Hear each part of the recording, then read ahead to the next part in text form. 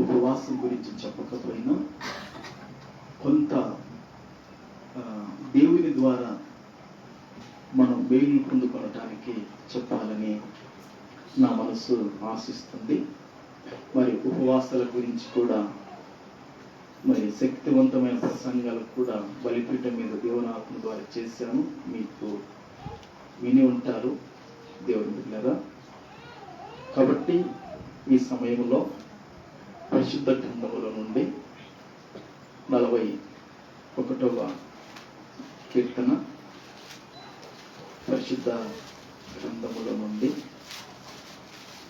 41వ కీర్తన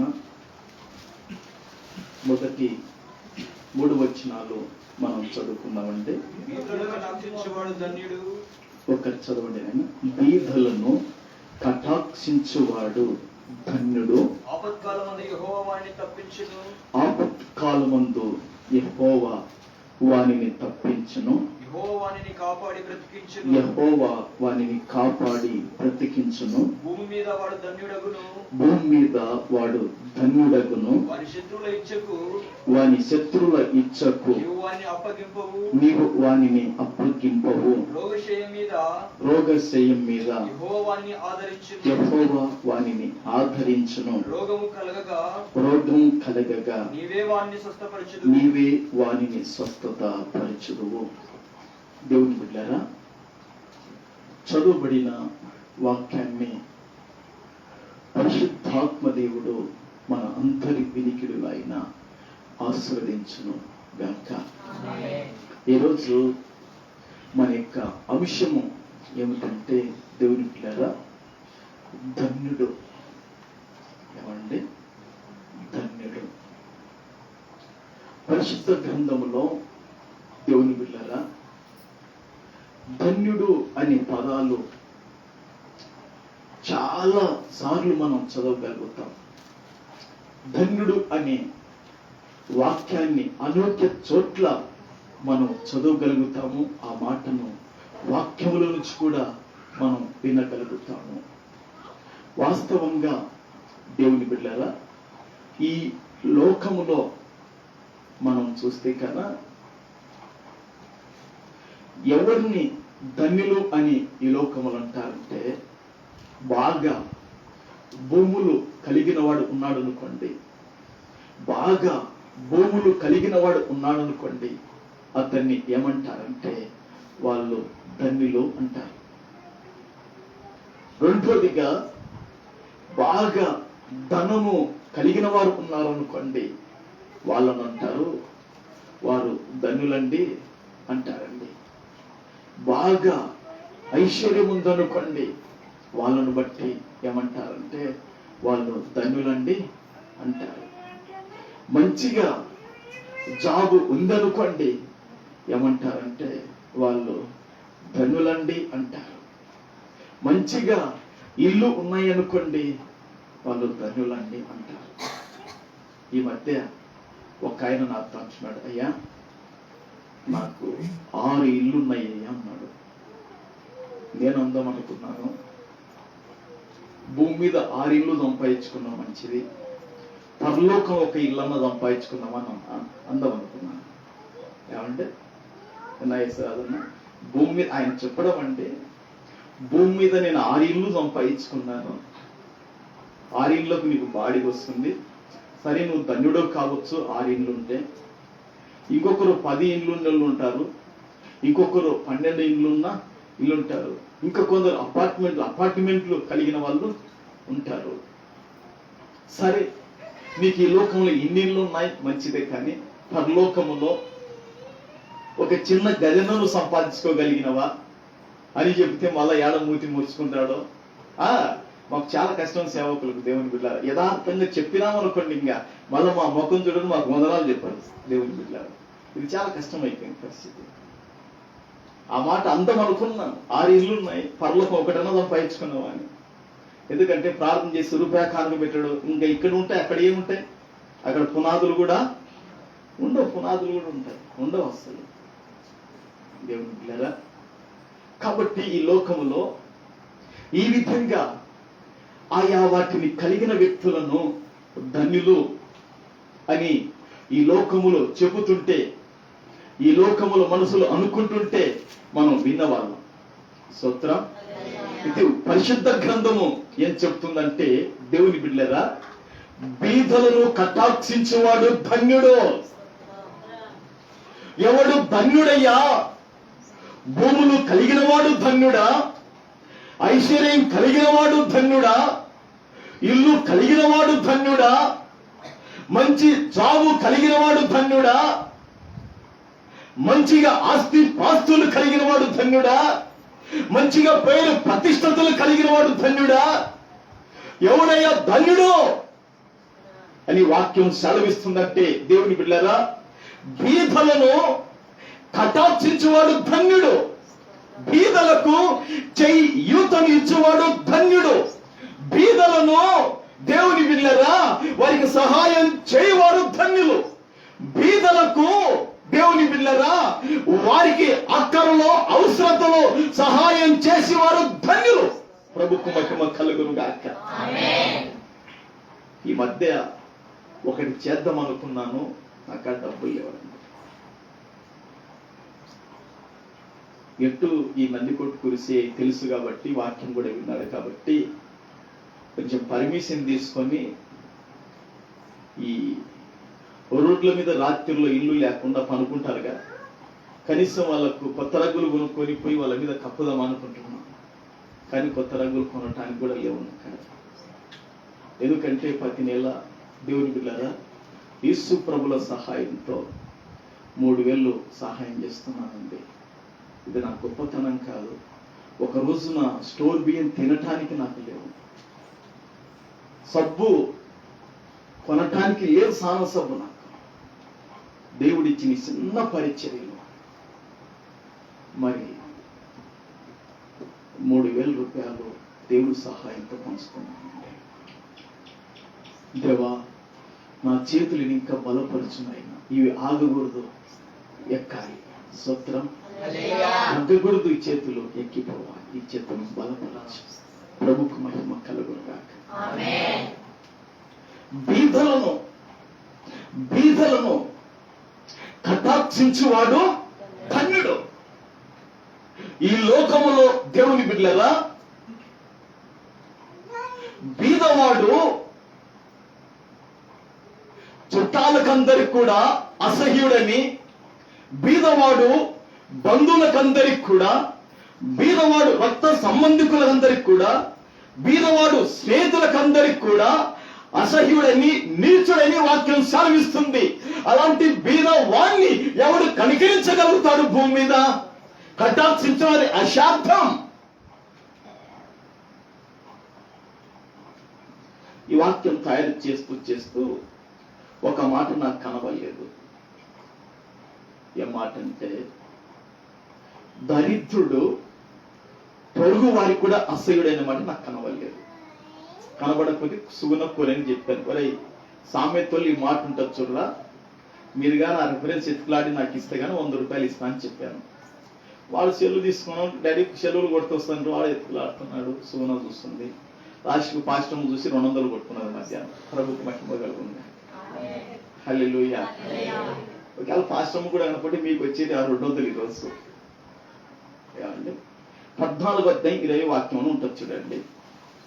సామెతల గ్రంథము దేవుని బిడ్డలారా 14:20 సంవత్సరాన్ని మరొకసారి చదవమాట. దరిద్రుడు తన పొరుగు వానికి అసహ్యుడు. చాలండి, ఆ మాట ఒక్కటి చాలు, కింది లైన్ వద్దు. దేవుని బిడ్డలారా బీదవాడు కానీ దరిద్రుడు కానీ దేవుని బిడ్డలారా ఎవరికి అసహ్యుడంట? పొరుగు వానికి. ఇప్పుడు మాకు పొరుగున పక్కన ఎవరున్నారు? రత్న మొక్కలు ఉన్నారు. పక్కన పొరుగు వాళ్ళకి ఈ లైన్ లో రత్న మొక్కలు ఉన్నారు, ఆ లైన్ లో ముస్లిం వాళ్ళు ఉన్నారు. ఇక్కడ పొరుగు వాళ్ళు చూస్తారా అనుకున్నాం. దేవుని బిడ్డలారా మరి మన ఇండ్ల పక్కన ఉన్న వాళ్ళే మనకు ఏమవుతారు? పొరుగు వాళ్ళు అన్నమాట. బైబిల్లో రాయబడింది, దరిద్రుడు కానివ్వండి, బీదవాడు కానివ్వండి, వాక్యం కలిగిన వాడు కానివ్వండి, వాడు ఎవరికి అసహ్యుడు అంటే దేవుని బిడ్డలారా పొరుగు వారికి అసహ్యుడు అంట. పొరుగు వారికి ఎవడు అసహ్యుడు అంటే దరిద్రుడు అసహ్యుడు. మరి చుట్టాలకందరికి అసహ్యుడు ఎవడంటే బీదవాడు. అవునా? మరి బీదవాడేమో చుట్టాలకు అసహ్యుడైపోయా, మరి పొరుగువానికేమో దరిద్రుడు ఈ బీదవాడు అసహ్యుడైపోయా.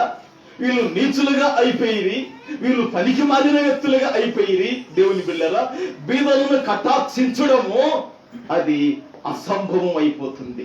ఎవరికి? పొరుగు వారికి కానీ బంధువులకు కానీ రక్త సంబంధికులకు కానివ్వండి, ఇది అసంభవం అయిపోతుంది. కానీ ఎవరైతే బీదలను కటాక్షించగలుగుతాడో వాడు ధన్యుడని వాక్యం సెలవిస్తుంది. ప్రభుకు మహిమ కలుగును గాక. దేవుని బిడ్డలారా మన మందిరానికి వస్తున్న మేరమ్మ గారికి దేవుని బిడ్డలారా పక్కన సొంత చెల్లెలు ఉందండి. దేవుని బిడ్డలారా ఇంతవరకు కూడా చూడలేదంట ఆ చెల్లెలి కొడుకులు ఉన్నారు, పక్కన తమ్ముడు ఉన్నాడు. అవండి ఎవ్వరూ చూడకుంటున్నారు. ఆమె మంచం మీద పడి దొల్లాడుతుంటే, కేకలు వేస్తుంటే ఎవరు కూడా చూడలే. ఒక్క తల్లి గర్భములో జన్మించిన తమ్ముడు పక్కనే ఉన్నాడు, కానీ ఇంతవరకు పెళ్లి చూడలేదంట. తమ్ముడు భార్య పోతే నువ్వు ఎందుకొస్తున్నావు? పోదు, అవసరం లేదండి, భార్య మీద పోతాడు. ఇట్లా దేవుని బిడ్డలారా ఒక తల్లి గర్భములో పుట్టిన వాళ్ళే మరి రక్త సంబంధికులను కనికరించలేకపోతే ఈ లోకములో ఆ విషయాలు ధనులైన వాళ్ళు బీదలను కటాక్షించాలంటే చాలా కష్టం. ఎందుకో తెలుసా?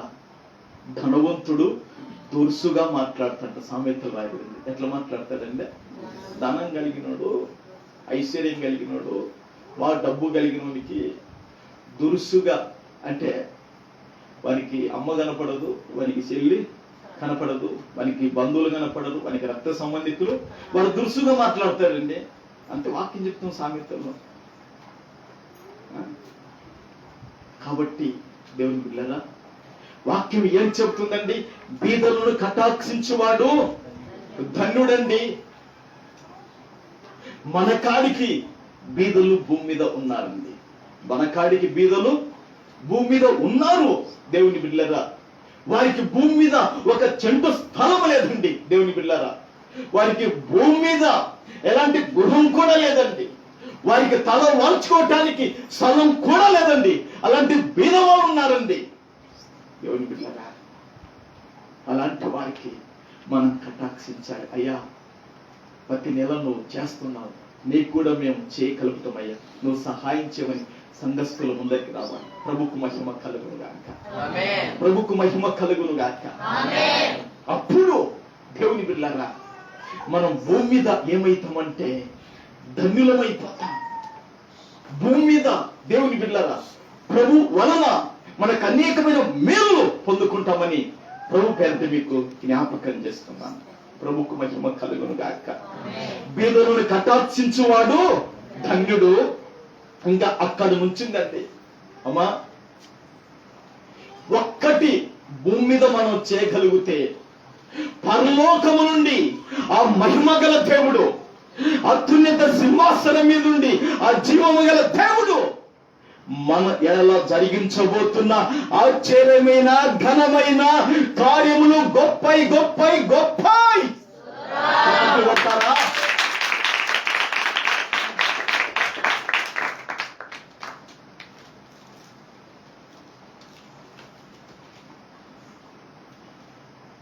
బీదలను కటాక్షించువాడు ధన్యుడు.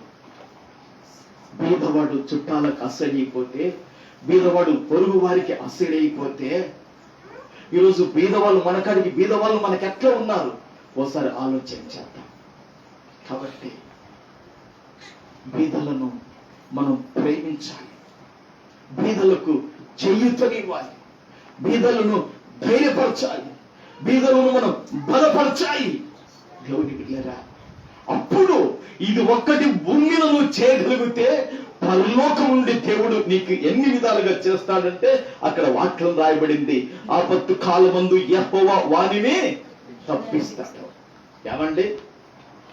ఆపత్తు కాలమందు, అపాయ కాలమందు, కీడు కాలమందు, ఉపద్రవ కాలమందు బీదలను ఎవరైతే కటాక్షించగలుగుతాడో, బీదల ఎవడైతే కనికర పడతాడో, బీదల ఎడల ఎవడైతే ప్రేమ చూపించి తన కొందరిలో కొంత ఖర్చు చేయగలుగుతాడో, పరలోకం నుండి చూస్తున్న దేవుడు ఆపత్తు కాలమందు వానిని తప్పించును. ఆపత్తు కాలమందు వారిని తప్పించును. ఆపద రాత్రి వస్తుందో తెలియదు, ఆపద ఉదయం వస్తుందో తెలియదు, ఆపద ఎక్కడ ఎప్పుడు వస్తుందో తెలియదు. అవి మనుషుడు కనిపెట్టలేడు, గ్రహించలేడని ప్రభు పేట మీకు జ్ఞాపకం చేస్తున్నా.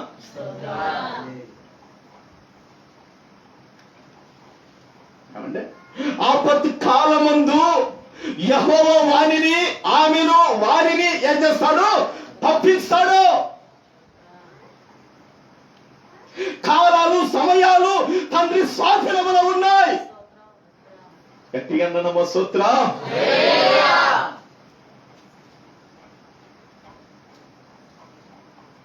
ఈరోజు పేపర్ చూస్తే సిరివెల్లలో దేవుని బిడ్డలారా ఆ హైవే రోడ్డు మీద మరి 40 మంది పిల్లలు ఉదయకాలం 4 గంటలకు లేచి క్రిస్మస్ పాటలు పాడుతూ ఒక వీధిలో పాడారు. ఇంకొక వీధిలోకి రోడ్డు దాటి వెళుతున్నారు. మరి కడపకు దేవుని బిడ్డలారా ఒక వ్యాన్ వెళుతుంది. మరి ఆ వ్యాను కింద దేవుని బిడ్డలారా మరి 4 చనిపోయారు. ఇంకో కొంతమంది పరిస్థితి విషమముగా ఉంది. పేపర్ చూడండి, ఎంత భయంకరం అండి దేవుని బిడ్డలారా. ఆపత్తు కాలమందు దేవుడు ఏం చేస్తాట? వానిని తప్పిస్తాడు. ఆపత్తు కాలం పిల్లలకు ఎప్పుడు వచ్చింది? అది వేకుజాము 4 గంటలకు వాళ్ళకి అది వచ్చేసింది. నేను చెప్పేది ఏంటంటే ఆపత్తు కాలం నీకు ఎప్పుడు వస్తుందో తెలియదు.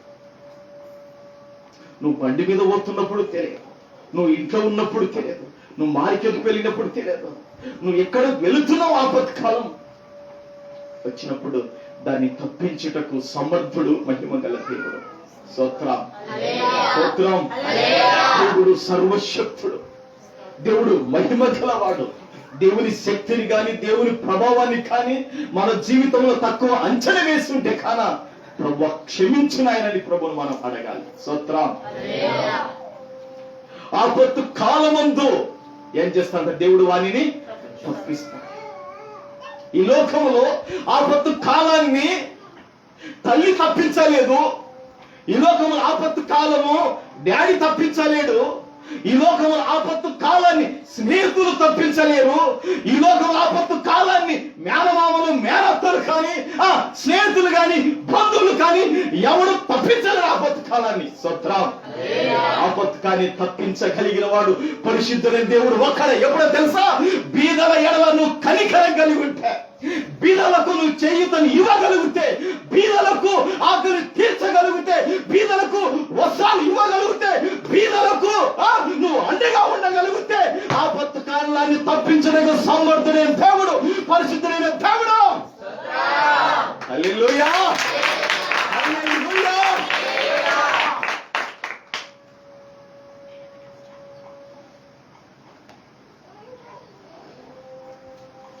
వాస్తవంగా అండి బైబుల్ను మనం నమ్మాలి. నువ్వు అది చేయరా పరలోకం నుండి నేను ఇది చేస్తాను అంటున్న దేవుడు. మీరు వాక్యాన్ని నమ్మండి. అయ్యగారు వాక్యం ఉండేది నేను చెప్తున్నాను లేదని నమ్మండి. కాబట్టి వాక్యాన్ని నమ్మేప్పుడు మనం అది చేస్తే దేవుడికి ఇవన్నీ కూడా చేసుకుంటూ వస్తాడు. ఓకే, ఆపత్తు కాలమందు యెహోవా వానిని ఏం చేస్తాడు? తప్పిస్తాడు. తర్వాత అంటాడు యెహోవా, రెండోదిగా అక్కడ యెహోవా వానిని కాపాడి బ్రతికించును. ఏమా? యెహోవా వారిని ఏం చేస్తాడంట? అక్కడ ఒక పురుషులే కాదు, అక్కడ స్త్రీలే కాదు, బీదలను కటాక్షించగలిగిన వారందరినీ కూడా పరిశుద్ధుడైన దేవుడు వారిని కాపాడి ఏం చేస్తాడంట? బ్రతికిస్తాడు. కాపాడి బ్రతికిస్తాడు. కాపాడి ఏం చేస్తాడు? బ్రతికిస్తాడు. కోడి తన పిల్లల్ని ఏం చేసుకుంటది? మనం మాట్లాడుకుందాం కొంచెం. కోడి తన పిల్లల్ని ఏం చేసుకుంటదమ్మా? కాపాడుకుంటది. పిల్లి వచ్చినా కాపాడుకుంటది, గద్దలు వచ్చినా కాపాడుకుంటది. ఇంకా కోడి పిల్లలను ఎత్తుకుపోవటానికి, తినటానికి ఏదొచ్చినా కూడా కోడి తన పిల్లలను కాపాడుకునటానికి కోడి ప్రయత్నం చేస్తే, దేవుని పిల్లరా, మరి ఆ అడవి మృగాలలో మరి ఏనుగులు చూస్తే, ఏనుగులు కూడా తమ పిల్లలను ఏం చేస్తున్నాయి? కాపాడుకుంటున్నాయి. దేని నుంచి? కొదమ సింహాల నుండి, ఆ చిరుత పులుల నుండి, ఈ పులుల నుంచి దేవుని బిడ్డలారా ఆ ఏనుగులు కూడా కాపాడుకుంటున్నాయి. ఈ విధంగా ఈ లోకములో ఆయా పక్షులు కానీ, ఆయా జంతువులు కానీ అవే తమ పిల్లలను కాపాడుకున్నప్పుడు, అవే తమ పిల్లలను భద్రపరుచుకున్నప్పుడు, అవే తమ పిల్లలకు సురక్షిత అనుగ్రహించినప్పుడు, దేవుని పిల్లరా, యెహోవా వారిని కాపాడి బ్రతికించును. ఆమేన్. కాబట్టి దేవుడు మనల్ని కాపాడాలన్నా, దేవుడు మనం బతికించాలన్నా, మనం చేయవలసింది చేస్తే దేవుడు చేయవలసింది కూడా ఆయన చేయగలుగుతాడు. యుద్ధ సూర్యుడైన దేవుడు, పరక్రమశాలైన దేవుడు కాపాడి రక్షించగలుగుతాడు. స్తోత్రం.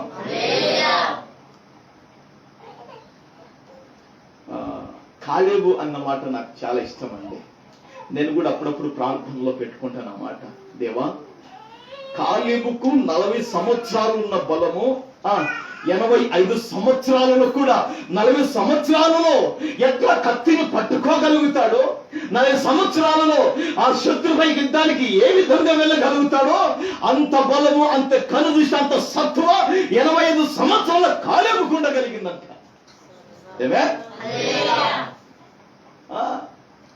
ఆ విధంగా దేవుడు అతన్ని కాపాడి బ్రతికించాడు. 12 మందిని మోసే పంపాడు. మీరు వెళ్ళి పాలు తేనెలు ప్రవహించే దేశాన్ని చూసి రాను అని చెప్పాడు. కానీ ఉన్నది ఉన్నట్టు వాస్తవాన్ని చెప్పాడు కాలేబు. దేవుని బిడ్డలారా, యెహోషువ కూడా చెప్పాడు. అందుకే ఆ 12 మంది గోత్రకర్త, ఆ 12 మంది పెద్దల్లో ఆ 10 మందిని దేవుడు తెగులు చేత మొత్తుతాడు, చచ్చిపోతారండి. కానీ వీరిద్దరికి, వీరి సంతానానికి దేవుడు వాగ్దాన దేశానికి పంపిస్తాడు. ప్రభుకు మహిమ కలుగును గాక. మనకు జీవము గల దేవుడు దొరికాడు.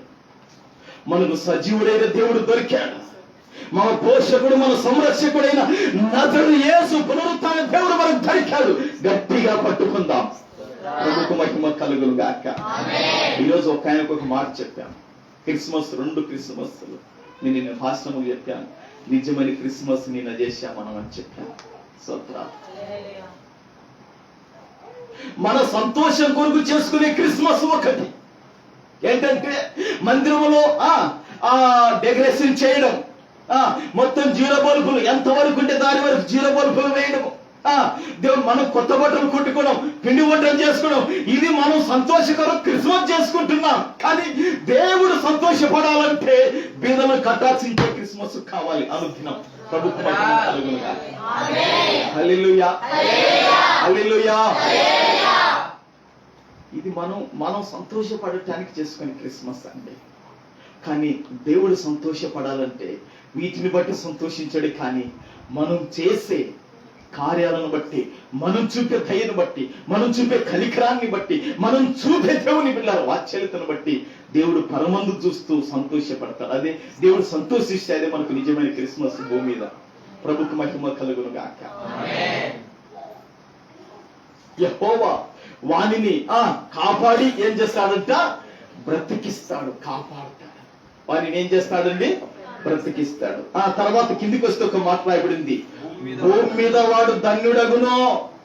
ఏమా, భూమి మీద ఏమైతాడంట? ఎక్కడ ధన్యుడైతాడండి? భూమి మీద వాడు ధన్యుడగును. ఆమేన్. ఈ భూమి మీద ధన్యులు కావటానికి మోసాలు చేసే వాళ్ళు ఎంతో మందో దేవుని బిడ్డలారా, మరి రకరకాలుగా ఇది చేసే వాళ్ళు ఎంతో మందో. భూమి మీద ధన్యులు కావటానికి రకరకాలైన మోసాలు చేసే వాళ్ళు ఉన్నారండి. ఒక వాస్తవమైన సంఘటన చెప్పుదాం అనుకున్నాను, కానీ నాకు టైం సరిపోదని చెప్పడం లేదు. ఒక వివాహమైన వ్యక్తి దేవుని బిడ్డరా ధనము కొరకు మోసం చేశాడు. వాడు భూమి మీద ధన్యుడు కావటానికి మోసం చేశాడు. చెరసాల వెనక ఆ దాంట్లో వాడు పడిపోయాడు. కాబట్టి భూమి మీద ధన్యులు కావటానికి ఏదేదో పడబాట్లు పడుతున్నారు, కానీ ఇవి చేయగలిగితే మనం భూమి మీద ధన్యులు కాగలుగుతాం. ప్రభుకు మహిమ కలుగును గాక. తర్వాత దేవుడు అంటాడు అక్కడ, వారి శత్రువుల ఇచ్చకును వారిని అప్పగింపవు. ఏమండి, ఎవరు శత్రువుల ఇచ్చకు? వాని శత్రువుల ఇచ్చకును వారిని అప్పగింపవు. బీదలను కటాక్షిస్తున్నాడే, వానికి ఎవరున్నారంట? శత్రువులు ఉన్నారండి, వానికి పగవారు ఉన్నారండి, వానికి విరోధులు ఉన్నారండి. కానీ వారి ఇచ్చకు దేవుడు ఏం చేయడంట? అప్పగించడు. ప్రభుకు మహిమ కలుగును గాక. ఒక మాట చెప్పనా? మొదటి సమూయేలు గ్రంథంలో ఒక మాట నాకు జ్ఞాపకం వస్తుంది. దావీదు గారిని దేవుడు సౌలు చేతికి అప్పగించాడండి. ఆ మాట చదువుతారా? రెఫరెన్స్ చూపిద్దానా నేను? సమూయేలు మొదటి గ్రంథములో దేవుని బిడ్డలారా, ఆ మాట చాలాసార్లు నేను చెప్పాను వాక్యములో. సమూయేలు మొదటి గ్రంథములో సౌలు అనుదినము అతని వెతికినప్పుడు దేవుడు 23వ అధ్యాయం 14 వచ్చిన 23:14 అయితే దావీదు అరణ్యములోని కొండ స్థలములు ఎందును జీఫోను అరణ్యమున ఒక పర్వతమందును నివాసము చేయుచుండెను. సౌలు అనుదినం అతని వెదికినను దేవుడు సౌలు చేతికి అతన్ని అప్పగించలేదు. ఏమా, సౌలు గారు ఏం చేస్తున్నాడండి? సౌలు గారు ఏం చేస్తున్నాడు? మీరిద్దరు లేచిరండి, కొద్దిగా మీరిద్దరు లేచిరండి, మీరిద్దరు బంతి లేదు భరత తీ కొద్దిగా. ఇప్పుడు ఈయన దావీదండి, అటు దూరం ఉండు, అటు దూరం ఉండు. ఈయన సౌలు అండి. ఏమ్మా, ఈయన ఎవరు? ఆయన దావీదు. ఇప్పుడు ఈ సౌలు ఏం చేస్తున్నాడంటే దేవుని బిడ్డలారా, గుండెలో విషాన్ని నింపుకున్నాడు, గుండెల్లో పగ పెట్టుకున్నాడు, గుండెల్లో అసూయ పెట్టుకున్నాడండి, గుండెల్లో దేవుని బిడ్డలారా గుండెల్లో బాగా విరోధత్వాన్ని పెంచుకున్నాడండి. ఇక వెనక సైన్య బలాన్ని పెట్టుకున్నాడండి. ఇక ఏం చేస్తున్నాడంటే దావీదును చంపటానికి దేవుని బిడ్డలారా అనుదినం కొండల్లోయలో ఏం చేస్తున్నాడంట? వెతుకుతున్నాడు. ఈయన చంపనీకి ఏం చేస్తున్నాడండి?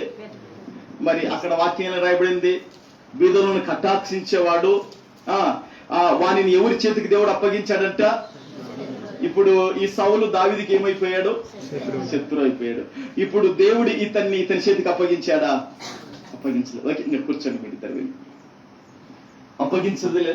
కారణం ఏంటో తెలుసా? దావీదు దేవుని బిడ్డలారా చాలా తెంపు కలిగిన వాడు, దావీదు చాలా త్యాగం కలిగిన వాడండి. దేవుని బిడ్డలారా మీరు బాగా వాక్యాన్ని చదవండి. దావీదు ఇశ్రాయేలుల పెద్దలకు ఏం చేస్తాడంటే తాను యుద్ధము చేసి సంపాదించిన దోపుడు సొమ్ములో వారికి దాన ధర్మాలు చేస్తాడండి. ప్రభుకు మహిమ కలుగును గాక. ఎబ్రీయులకు రాసిన పత్రికలో ఒక మాట ఉంటది. ఎబ్రీయులకు రాసిన పత్రికలో 13:16 ఒక మాట ఉంటది. ఎబ్రీయులకు రాసిన పత్రిక 13:16 ఏముంటదంటే, ఉపకారమును ధర్మము చెయ్య మర్చిపోకుడి, అట్టి యాగములు దేవునికి ఇష్టమైనటివి. ప్రభుకు మహిమ కలుగును గాక. ఏమా, దేన్ని మర్చిపోకూడదంట? ఉపకారము చేయడము కానీ ధర్మం చేయడం కానీ మరిచిపోకండయ్యా. అమ్మలారా, అయ్యలారా, మరిచిపోవద్దు. ఎందుకో తెలుసా? అవి దేవునికి ఇష్టమైనటివి, అవి దేవునికి ప్రీతికరమైనటివి, అవి దేవుడు సంతోషించి ఆనందించదగినటివి. ప్రభుకు మహిమ కలుగును గాక. కాబట్టి దేవుని పిల్లరా, దావీదు సౌలు తనకు శత్రువు ఉన్నాడు, వారి చేతికి ఎందుకు అప్పగించలేదంటే దావీదు మంచి క్రియలు కలిగిన వాడు, వీధులను కటాక్షించి సహాయం చేసేవాడు దావీదు గారు. అందుకే వారి శత్రువుల ఇచ్చకు వారిని అప్పగించలేదు. ఈ రోజు దేవుని బిడ్డలారా, మన వ్యాధులే మనకు శత్రువులుగా ఉన్న ఈ రోజు దేహంలో మీకు తెలుసుకోలేదు కావండి. మన శత్రువు ఎవరంటే దేవుని బిడ్డలారా, నిన్న పాశ్రమతో ఒక మాట అన్నా, దావీదు కొండల లోయలు పట్టుకొని తిరుగుతున్నాడు. ఈరోజు విశ్వాసం కూడా హాస్పిటల్ పట్టుకొని తిరగాల్సిందే. దావీదుకు ఒక కొండ 2 కొండల లోయలు దాలలే, ఆ కొండ పోతే ఆ కొండలో తల వార్చుకుంటున్నాడు. దావీదు కొండల్లో ఎందుకు దాచుకుంటున్నాడు? దావీదు ఎందుకు లోయల్లో దాచుకుంటున్నాడు? దావీదు ఎందుకు అక్కడిక్కడ రాత్రి పగులనక కొండల్లో లోయలు ఉంటున్నాడు అంటే సంపితోడు వెనకబడబడుతున్నాడు. ఈరోజు కూడా మనకి ఎన్నో శత్రువులు. ఒకటి తలనొప్పి ఒక శత్రువే, కడుపు నొప్పి శత్రువే, కాలు నొప్పి ఒక శత్రువే, బీపీ, షుగర్లు, గ్యాస్ ట్రబుల్, ఇవన్నీ మనకు శత్రువులండి. కానీ దేవుడు వాటికి మనం అప్పగించాడు. ప్రభుకు మహిమ కలుగును గాక. ప్రభుకు మహిమ కలుగును గాక. వ్యాధులు మనలను పడద్రోసినా, బాధలు మనలను కృంగదీసినా,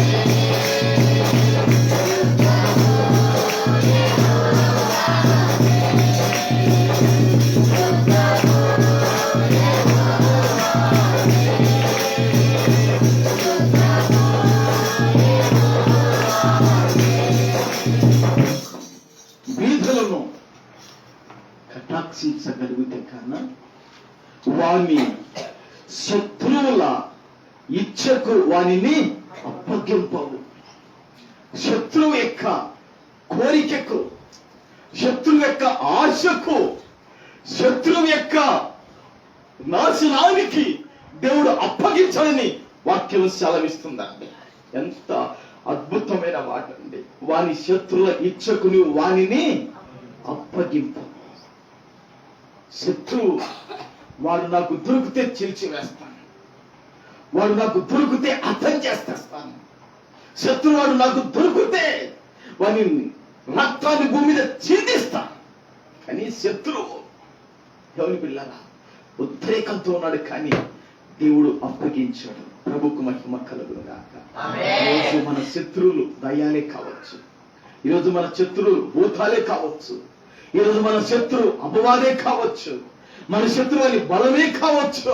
దేవుని బిళ్ళరా, శత్రువు చేస్తున్న వ్యాధులు, రోగాలకు కూడా దేవుడు అప్పగించాడు. ప్రభుకు మహిమ కలుగును గాక. నువ్వు ఏది చేయాలో తెలుసా? బీదలను చూస్తే ముఖం తిప్పుకొని పోయేది కాదు, నీ ముఖ కనికరం వారి మీదికి రావాలి, నీ కాడికి బీద వాళ్ళ మీదికి. స్తోత్రం.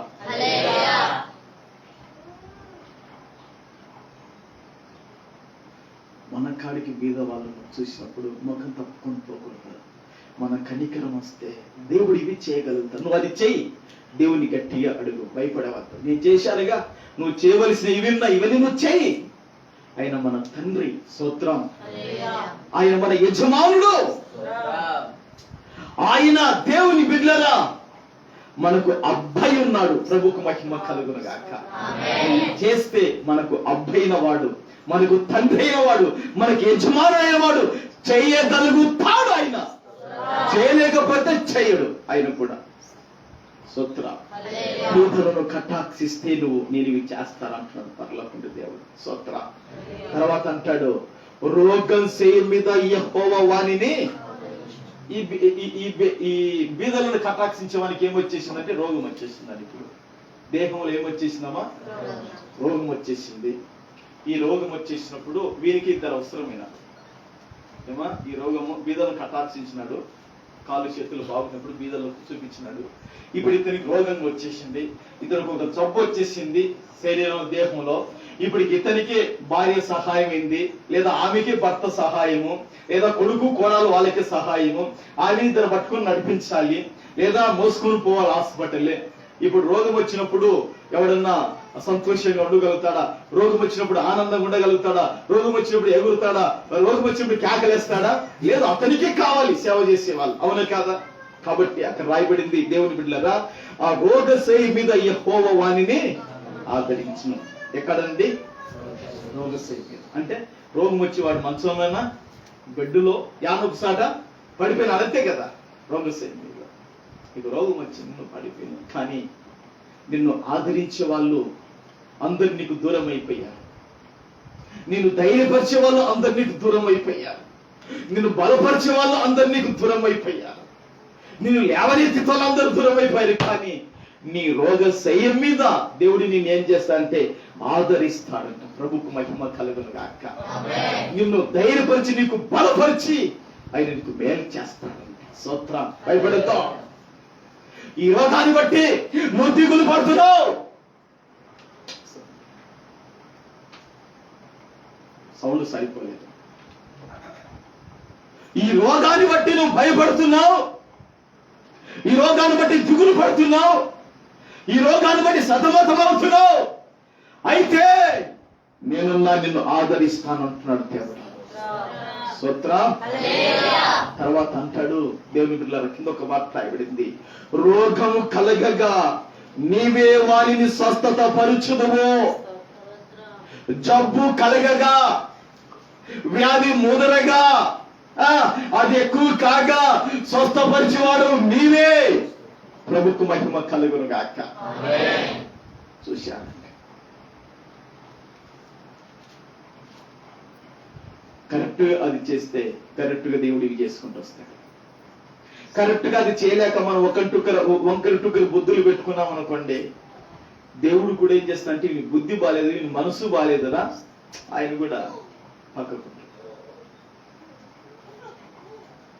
కాబట్టి రోగశయ్య మీద దేవుడు ఆదరించటానికి, రోగం కలగగా దేవుడి స్వస్థత పరచటానికి, దేవుని బిడ్డలారా, ఈ రోజైనా మనం మేలుకోవాలిగా, ఈ రోజైనా త్వరపడాలిగా, ఈ రోజైనా ముందరికి రావాలిగా మనము. కాబట్టి ఏదోలే మేనమ్మకి వచ్చిందంట, ఓ రోజు మనకు కూడా ఆ వయసు వస్తుంది, మనకు రాక తప్పదు, యాదొస్తుందో తెలియదు. కాబట్టి మన సంఘస్సురాలు అయ్యా తీసుకోయ్యా, ఈ అయ్యా ట్యాబ్లెట్లకి హాస్పిటల్కి వచ్చి సాయం ఉన్న దాంట్లో 100 సాయం, 200 సాయం. అందుకే వాక్యం ఒక మాట రాయబడింది, నీకు చేతనైతే బయటి వాళ్ళకు కూడా చేయి. అది కాలే, కనీసం విశ్వాస గృహంలో ఉన్న నీ సంఘంలో ఉన్న వాళ్ళకి చేసుకుని వాక్యం చెప్తుంది. బయటలో కంటే చేయలేక కనీసం మన సంఘంలో ఉన్న కలా చేసుకుందామా. చూడండి, మన గలితులు రాసిన పత్రికలో ఒక మాట ఉంది, బయటలో కంటే చేయలేవులే, ఒకవేళ అందరు చేయమని చెప్తుంది. బయట వాళ్ళకు కూడా చేతనైతే, అది నీకు చేతనైతే అంటుంది. ఒకవేళ లేకపోతే విశ్వాస గృహం చేయని వారి కన్నా మేలు చేయమని వాక్యం చెప్తుంది. దేవుని బిడ్డలారా, గలితీలకు రాసిన అపోస్తలుడైన పౌలు గలితీలకు రాసిన పత్రికలో ఒక మాట రాయబడింది. కాబట్టి 6వ అధ్యాయము 10వ వచనం, 6:10. కాబట్టి మనకు సమయం దొరికిన కొలది అందరి ఎడలను విశేషముగా విశ్వాస గృహమునకు చేరిన వారి ఎడలను మేలు చేయడము. ఏమా, ఎవరికి మేలు చేయాలంటండి? సమయము దొరికిన కొలది ఒకవేళ అందరి ఎడల లేదనుకో ఏం చేయాలి?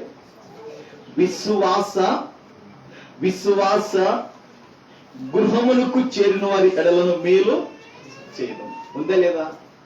ఎవరి ఎడల మేలు చేయాలంటమ్మా? ఈ మధ్య ఒక ఆయన వచ్చాడు, అయ్యగారండి నువ్వు గర్భిణీ స్త్రీలకు విధవరాలకు కూడా సహాయం చేస్తున్నావంట. బయట కొంతమంది గర్భిణీ స్త్రీలు ఉన్నారు, కొంతమంది వివరాలను వాళ్ళకు కూడా సహాయం చేస్తావా అన్నారు. కొంచెం నేను ప్రార్థనలో పెట్టుకోవాలన్నా. ముందు నా వాళ్ళు నాకు మర్చుకున్నారు, నా వాళ్ళు ఉన్నారు నాకు మర్చుగా, నా సంఘాసులు విశ్వాసం నా వాళ్ళని చేసుకోవాలా? బయట వాళ్ళకు బయట వాళ్ళ పాజిటివ్ వాళ్ళంటే వాళ్ళని చేసుకున్నాను. నేను ఒక నమ్మక అంతే కదా. ముందు ఎవరికి ఎంత సమయం దొరికితే అందరికి చేయను ఆయన. ఒకవేళ అది లేదనుకో ఖచ్చితంగా గ్యారెంటీగా వాస్తవంగా విశేషం అంటే అదే కదా, దానికి ఆ మాటలన్నీ వస్తాయి. విశేషముగా అంటే వాస్తవం ఖచ్చితంగా విశ్వాసం గురించి మేలు చేయి అని చెప్తున్నాడు. ఆ మేలు చేస్తే విశ్వాసం గురిన వారికి మేలు చేస్తే దేవుడు ఏం చేస్తాడు? రోగం శయం మీద ఆదరిస్తాడు. రోగం కలిగినప్పుడు దేవుడు స్వస్థపరుస్తాడు. టాబ్లెట్ ద్వారా స్వస్థత ఇస్తాడు, ఇంజెక్షన్ ద్వారా స్వస్థత ఇస్తాడు, ఆపరేషన్ ద్వారా స్వస్థత ఇస్తాడు. నీకు ఏ కోణంలో దేవుడు స్వస్థత ఇస్తాడో తెలియదు. స్తోత్రం హల్లెలూయా. దేవుడు స్వస్థత ఇస్తాడు. కాబట్టి దేవుడు సర్వశక్తుడండి. మనము బీదలను కటాక్షించాలి. బీదలను కటాక్షిస్తే దేవుని బిడ్డలారా ఎన్ని రకాలైన ఆశీర్వాదాలు అక్కడ ఉన్నాయండి. దేవుని బిడ్డలారా ఆపత్తు కాలమందు దేవుడు ఏం చేస్తాడండి? తప్పిస్తాడండి. వారిని కాపాడి దేవుడు బ్రతికిస్తాడండి. మూడోదిగా భూమి మీద వాడు ధన్యుడైపోతాడు, భాగ్యవంతుడైపోతాడు. ప్రభుకు మహిమ కలుగును గాక. నాలుగోదిగా శత్రువు ఇచ్చకు దేవుడు అప్పగించడు, భద్రపరుస్తాడు. స్తోత్రం. ఐదోదిగా రోగశయ మీద దేవుడు వచ్చి ఆదరిస్తాడండి. వాక్యం దేవదూతలుగా పంపేది ఇప్పుడు దేవుడు వచ్చి ఆదరిస్తాడు.